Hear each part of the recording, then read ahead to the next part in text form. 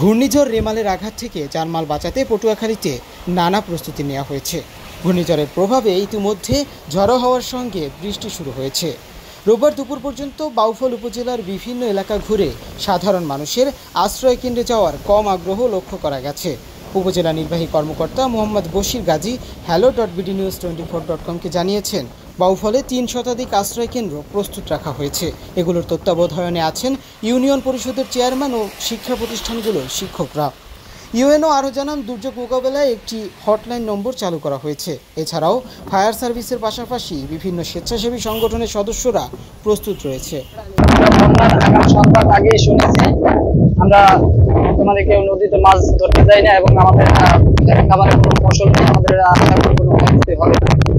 এবং আমরা বন্যা শুরু হওয়ার আগে আমরা আশ্রয় কেন্দ্রে আমরা যদি আবহাওয়া বেশি খারাপ নেই তাহলে যাই এবং যাইতে পারি আবহাওয়ার উপর নির্ভর করে।